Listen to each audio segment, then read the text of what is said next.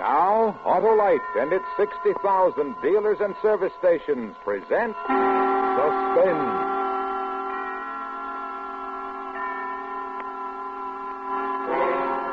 Tonight, Autolite brings you Ronald Colman in Noose of Coincidence, a suspense play produced and directed by Anton M. Leader.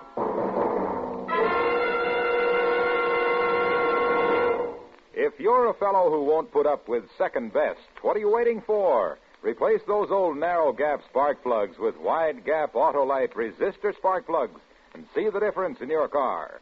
Your car will idle smoother, give you better power and performance on leaner gas mixtures, actually save gas. Autolite regular type spark plugs have long been standard factory equipment on many leading makes of cars and trucks. And now six of these leading makes of cars and trucks have switched to Autolite resistor-type spark plugs for factory installation on their new 1949 models. The new wide-gap Autolite resistor spark plugs are the spark plugs of today and the future. Remember, you're right with Autolite. And now, Autolite presents Ronald Colman in a tale well calculated to keep you in suspense.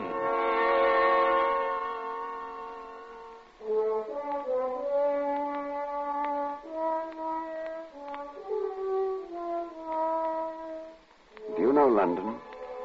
Do you remember Swan's Bookshop, 12 Edgemont Row? Yeah, that's it.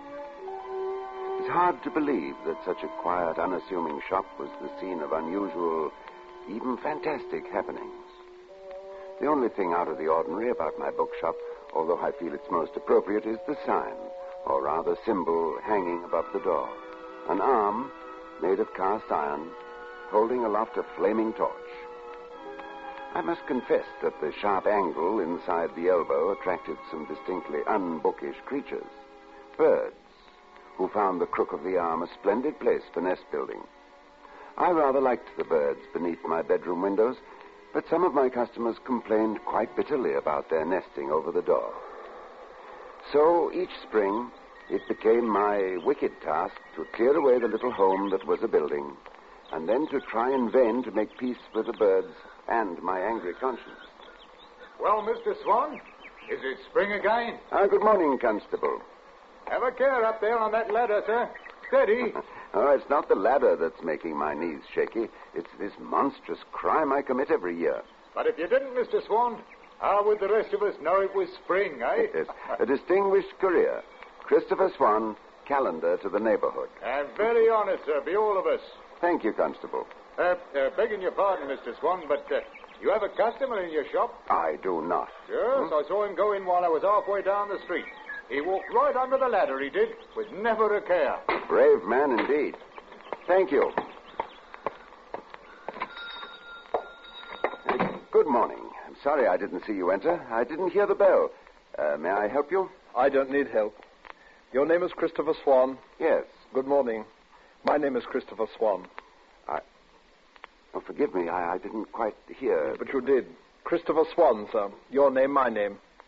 Well, how odd. Why? People must have names. More people than names, therefore duplication. Bound to happen. My card. Thank you. Sure enough. Christopher Swan. Mental telepathist. Telepathist and prophet of the future. Oh. Well, nevertheless, it is very odd. Well, perhaps it is. In that case, you must save my card and show it to Margaret. Margaret?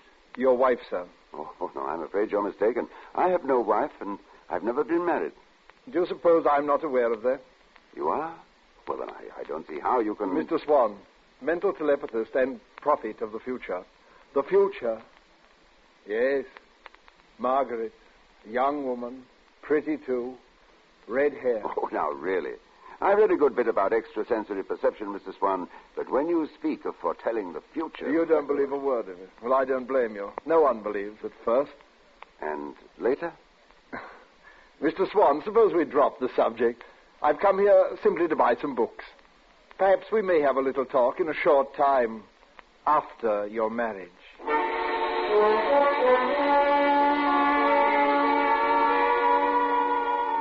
Now, if a thing like that happened to you, you'd probably laugh at it as I did. But then, if only 5 days later you met a red-haired girl named Margaret, and she was pretty, and the fresh perfume of spring began to engage in mortal combat with the bachelor in you, then you might begin to believe that all nature conspired to fulfill the prophecy of Christopher Swan. Of course I want to marry you, but we know so little about each other. Well, I think that's excellent, Margaret. It'll be an adventure, finding out. Oh, you'll be disappointed in me. There's nothing to find out. I don't intend to try.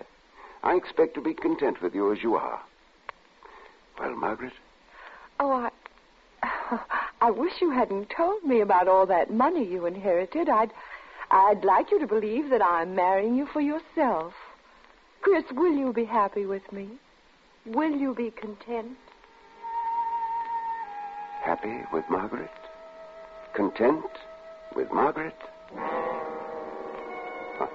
Less than 3 months later, anyone within earshot could have told the answer to that. Christopher! Yes, Margaret, I'm coming. Christopher, this back room is a sight. Yes, Margaret. If only you'd do some tidying about here instead of going on as you do. Talk with the customers day in, day out. And what do you talk about? Books. Nothing but musty old books. Oh, but that's my business, my dear. Well, more's the pity. Why, any man with 50,000 good English pounds in Barclays Bank insists upon running an out-of-the-way little bookshop instead of going out into the world and making something of himself. Margaret, please, there are people in the shop. People? Loafers. Now, see here, Margaret. Don't you dare lose that nasty temper with me. I know you're sorry you married me, but you made a bargain. You might just as well be resigned. Till death do us part, the minister said. Till death do us part.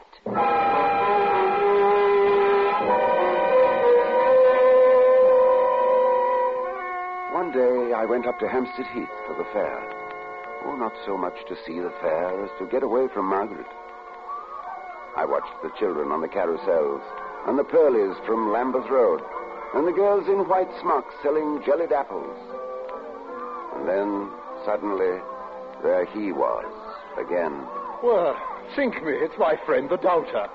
How do you do, Mr. Swan? Quite well, thank you. My question, Mr. Swan, was purely rhetorical.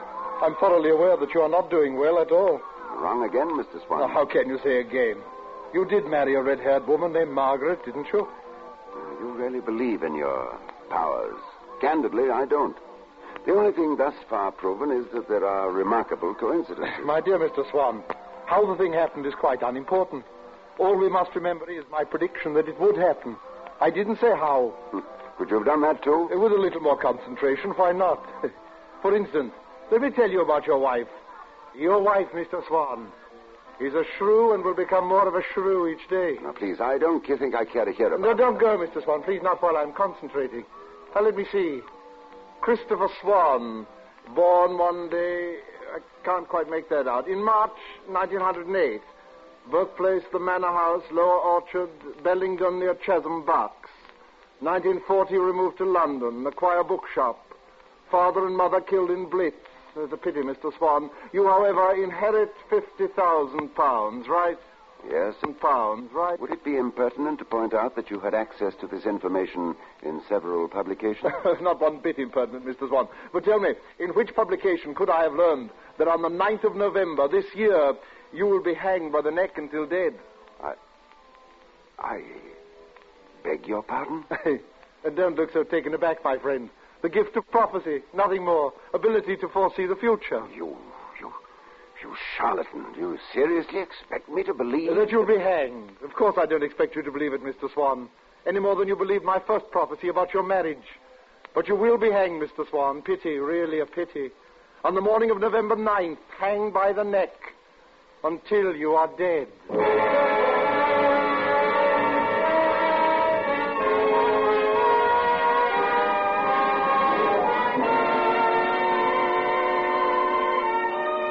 For Suspense, Autolite is bringing you Ronald Colman in radio's outstanding theater of thrills, Suspense.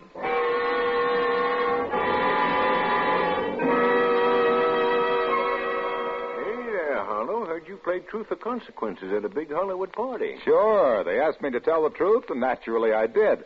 I said, friends, those Autolite resistor spark plugs always give a star performance. Smoother idling, better performance on leaner gas mixtures, and actually save gas. Why, they're bigger box office than a movie star. Hollywood stood for that? Well, I had to tell the truth. Wide gap Autolite resistor spark plugs are the spark plugs of today and the future. Yep, I said more men go for Autolite resistor spark plugs than for glamorous movie stars. So switch from old narrow gap plugs. Yeah, they must have loved you. There I was, telling the truth, and I had to take the consequences, too. Oh, you did? Yeah, they threw me into the swimming pool. Well, let's duck, Harlow. Suspense is on. And now, Autolite brings back to our Hollywood soundstage Ronald Colman as Christopher Swan in Noose of Coincidence. A tale well calculated to keep you in suspense.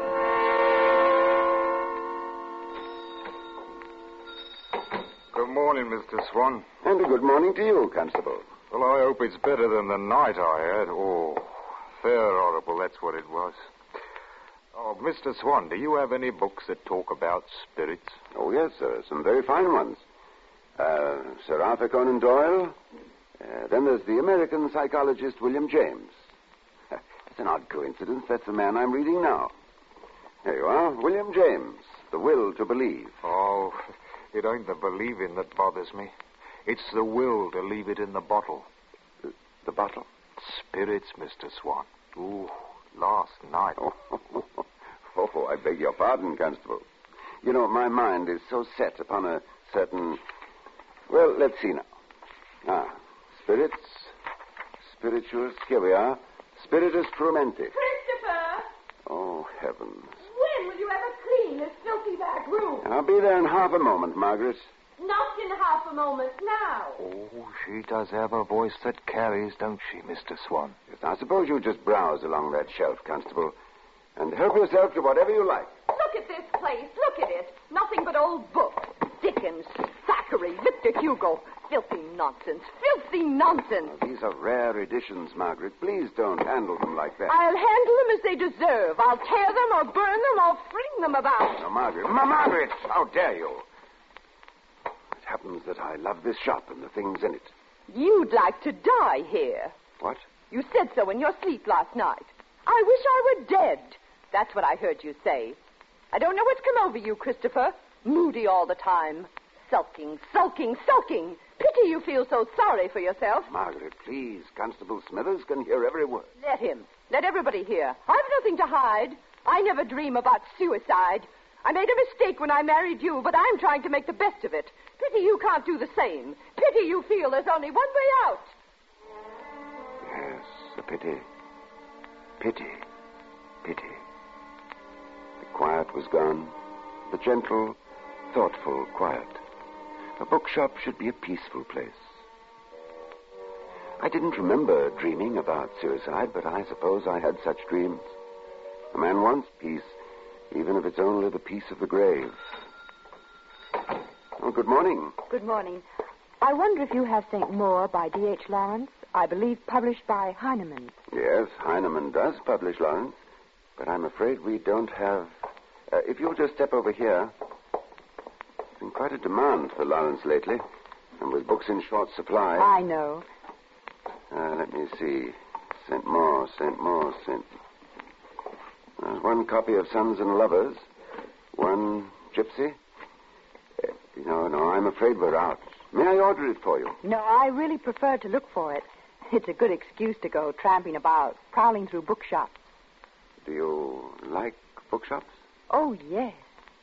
Oh, I'm glad. Why? Oh, nothing. I simply glad. I'm sorry not to have had your book. I'll find it. Thank you so much. You might try the Ken bookshop near Victoria Station. Thank you, I will. Oh, another idea. Suppose you leave your name and telephone number, and then I'd be able to ring you up if you should happen to come in. Oh, would you be good enough to do that? My name is Anne Stevens. Mrs. Anne Stevens? No, Miss Anne Stevens. Bayswater 3210. Christopher!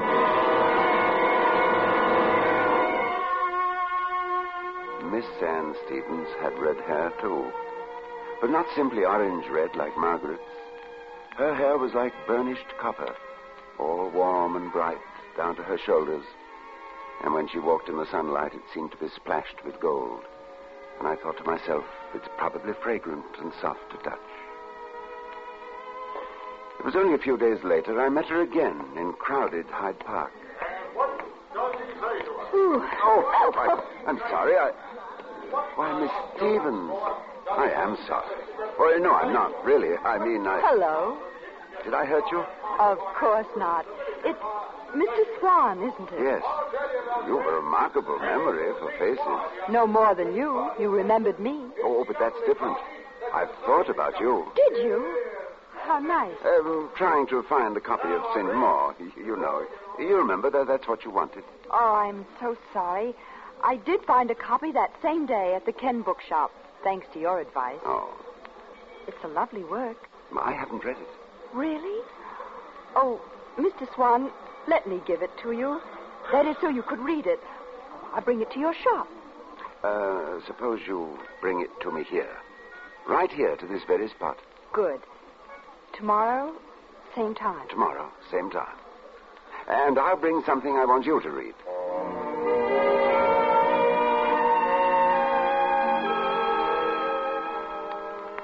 There were many tomorrows, but never enough of them. We talked and walked and spent wonderful hours together. And so many of them were utterly silent because it wasn't necessary to talk. Because when you know someone deeply in your heart, and a red-haired woman, so that charlatan with my name could look into the future. But there were two red-haired women, and I'd met the wrong one first. He came to the shop again, late in the autumn. Well, good morning, Mr. Swan. Still alive, I see. Still alive? Yes, naturally. Until November 9th. That was my prediction, Mr. Swan. Pity. What is it you want of me, please? Why do you try to impress me? I don't believe a word you say. You must know The that. prophet who gazes into the future, Mr. Swan, knows many things. Bitter things. And he knows more than anything else how we struggle against that which is ordained and which we cannot change. Ah, rot. If you say so. Have you a bit of paper, please? Just a bit of paper, whatever's about. What do you mean, to write on? Or to rap something? No, to write a curious phrase that's been running through my mind. Oh, there, that tablet, that will do. Thank you, Mr. Swan. Here. I'm writing down a bit from a book. You're a bookman. Perhaps you can tell me what book it's from. Wasn't like a man at all to her. There we are. Just read it aloud, please. She could not believe it was actually happening. When she was dancing in the afternoon at Claridge's, or in the evening at the Carlton, sliding about with some suave man who wasn't like a man at all to her. Well, Mr. Swan? I recognize it. What about it? It's from a novel by D.H. Lawrence, a novel called St. Maur. It appears somewhere in the first third of the book. Yes, how curious. I seem to see it written on the flyleaf for the book. Hey, wait, now I seem to see something beneath it. Oh, this is absurd. In the same feminine hand, a delightful hand, the words, "You see, I love you, Anne." Is that correct, Mr. Swan? Get out of here. That book seems to be under the papers in the left-hand bottom drawer of your desk. Mr. Swan, how can you be so indiscreet? Oh, get out. Suppose Margaret should find it. Trouble, Mr. Swan, trouble.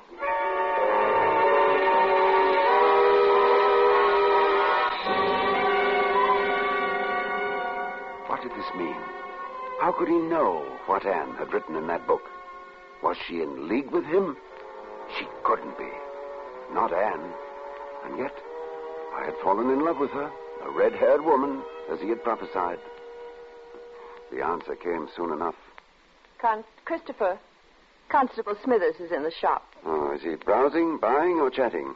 He wants a copy of a book called St. Maur. Constable Smithers wishes to read St. Maur? By D.H. Lawrence. To begin with, I don't believe he had ever heard of it. Second, we haven't had a copy for ages. You should take more pains with your inventory, Christopher. There's a copy right there in the bottom left-hand drawer of your desk. Oh, no, there's not. I say there is. And we'll have to sell it second-hand. Some lovesick girl's written something on the flyleaf. You know Constable Smithers doesn't want that book, Margaret. Of course he doesn't. I didn't think so. And there's no copy of St. Maur in the desk. There, we differ. Well, look for yourself. Thank you. I will. And what do you call this? Oh, but it's impossible. Impossible, is it? And didn't I find it here myself this morning, and didn't I read the inscription? You put it there yourself. Oh, now I know you've gone mad. I only suspected it before. Yesterday, the book was in that drawer, when Swan predicted that you'd find it there. But I took it out and hid it upstairs in my bedroom. You returned it to the drawer to make his prediction come true.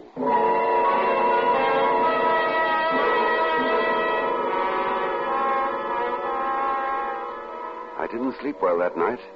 It was the night of November the 8th. Many things had become clear. Margaret knew this fellow Swan, had known him before I met her. Between them, they had arranged his prophecies, the marriage, then the business of the book. This duplicity, this plot against me, was relieved only by one thing. Anne was not in league with Swan, and she did love me. I remember thinking, as I drifted into sleep, that if I could survive the next 24 hours, I would be safe and could free myself for Anne. When I awoke, I found my hands tied to a bedpost with a silk scarf, and Margaret standing at the window that's above the entrance to the shop. Mr. Swan stood on a chair at the clothes cupboard. He was twisting a large hook into the top of the door frame. Good morning, my boy. It's the 9th of November. Oh, your prophecy. Christopher Swan hanged by the neck until dead. Well, you might show some fright, at least some surprise. I'm too filled with loathing for you both. So you're going to murder me? What a frightful idea. No, you're going to commit suicide. Pity. Don't talk to him, Kit. Get it done with. Oh, yes, Maggie, surely. Maggie is my sister, Mr. Swan. I knew there was some relationship between you. You have the same tricks of expression. You use the word pity so often. There's not much pity in either of you, is there? It was a little, Mr. Swan, but it's not stronger than 50,000 pounds. There we are. Do you think that hook will hold, Mr. Swan? Oh, come to the point. You don't really intend to murder me. What is it you want? Maggie, he thinks we're only pretending. Hurry, will you? It's almost time. Oh, poor Maggie. I hope her share of your fortune will console her. Will it console you, Maggie? Oh, shut up. Maggie's having a touch of nerves. Isn't that silly, Mr. Swan? There's no danger to us in this. So many of your customers have heard you threaten to commit suicide. I doubt if one ever did. Oh, they think they did, Mr. Swan. That's all that matters. Do you realize how many times Maggie has shouted that information from the back of the shop? Constable Smithers heard it. Nevertheless, he knows me better than to believe. Oh, does he? Shall I tell you what Constable Smithers will say to the coroner? He'll say, Yaldy would do himself in some day. Yelled all the time from the day they was married. And there he swung, sir, with his face all black, his eyes bugged out. Stop it! You're too fond of talking. You'll get us into trouble. Absurd. Margaret, you actually married me with this day in mind? Of course I did. And you're really going to kill me? That's the plan. And I'm sorry there isn't enough of a drop to do the thing quickly, old man. You'll be struggling for quite a bit. Yes, I know you'll both enjoy watching me. Not Maggie, no. Maggie's watching for the constable to turn the corner on his rounds. And then she's going to scuttle down the stairs while I do the job, lock the door from the inside, slip through the trapdoor in the cupboard, and away like St. Nicholas over the rooftops. Then she'll say to him, Constable, there's something wrong. There's something wrong. There he is, Kit, at the corner. Oh, he stopped to talk. Well, are you ready, Mr. Swan? Because here you go. Don't come at me with that noose. I can still kick. I can shout. No, the walls are thick, my friend. That's why you bought this house. They were built to endure. I told you to chloroform him. Ah, don't be stupid. Chloroform these traces. You wanted him conscious, so he could know how clever you are. Always acting. You and your silly November 9th. No, will you stop yammering? The constable must be halfway down the street. He's still at the corner. You better wait. Better wait till he comes this way, Margaret.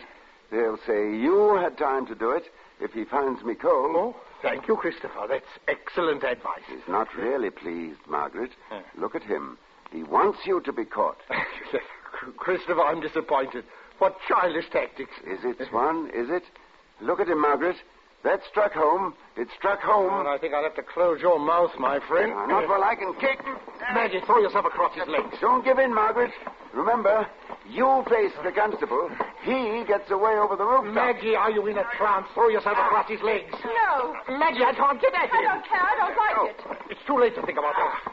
Where's the constable? If you won't help me here, get back to that window. No, he's right. Bravo, Margaret. I'm the one who has to go down to Smithers and establish an alibi. Yes. I'm the one who'll have to answer all their questions. That's right. And where will you be? Where will you be? Safe. Who knows about you? Yes, and when they hang you for murdering me, he'll inherit the loot. He'll get it all. Close your trap. No. I haven't any protection. You hold all the cards. Of course he does. Maggie, you're going to ruin everything. Don't you trust your own flesh and blood? No. Get back to your post. Let go of me. Back to the window. I'll kill you both. That's it, Margaret. Fight him. Push Fight me. him. Don't push me. I can push too. I can push. Oh. Oh, Kit. Kit. Oh.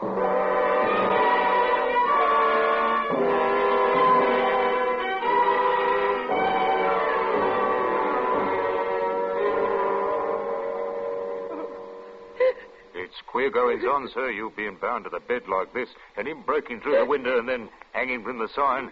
You'll have to answer some questions, Mrs. Swan. Hanging from the sign. I killed him. I killed him. Yes, and I saw it happen. Saw him smash through the window and come tumbling down and catch his Adam's apple right in the very crook of the elbow, where the sparrows build a nest every spring. Right in the very crook. And there he swung, caught fast, Mr. Swan. Ah, it was horrible, sir. His face black and his eyes bugged out. Stop it, oh, stop it. Another prophecy come true. What's that, Mr. Swan? I think he could foretell the future. I believe he could. November the 9th. Christopher Swan hanged by the neck until dead. Only he had the wrong Christopher Swan.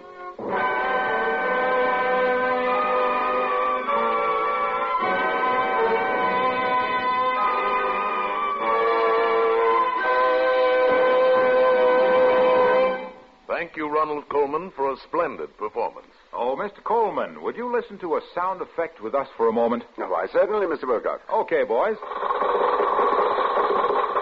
Mr. Coleman, would you say that sounds like Jack Benny's Maxwell? Yes, I'd say there's a great similarity. Well, just listen to what Jack Benny's old Maxwell might sound like if it had new Autolite resistor spark plugs and a complete Autolite ignition system. Mr. Wilcox, if I had a set of those Autolite spark plugs around the house, sooner or later Benny would borrow them. And then perhaps we'd be spared that awful racket. Well, we'll see what we can do, Mr. Coleman.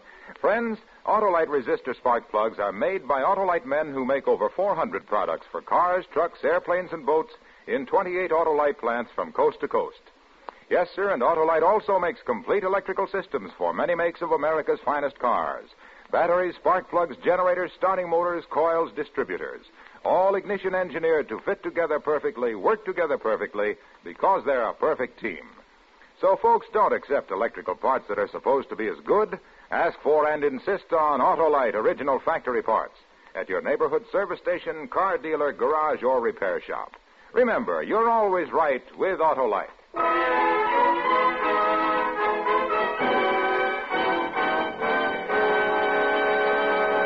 Now here again is Mr. Ronald Coleman. It's always an interesting and pleasant experience to appear on Suspense, and especially when I can work with such a fine company of actors. Next week, we're all in for a special treat when radio's outstanding theater of thrills presents Edmund Gwenn in a story called Murder in Black and White. Another gripping study in Suspense. Tonight's play was written by William Fifield and adapted for Suspense by Herb Meadow. Music was composed by Lucien Morawek and conducted by Lud Gluskin. The entire production was under the direction of Anton M. Leader. In the coming weeks, Suspense will present such stars as Betty Grable, Mickey Rooney, Bob Hope, and many others. Make it a point to listen each Thursday to Suspense, radio's outstanding theater of thrills. Next Thursday, same time, hear Edmund Gwenn in Murder in Black and White. You can buy Autolite resistor spark plugs, Autolite stay-full batteries, Autolite electrical parts at your neighborhood Autolite dealers. Switch to Autolite. Good night. Yes, great news. Suspense on television may be seen in many parts of the country every Tuesday night. This is CBS, the Columbia Broadcasting System.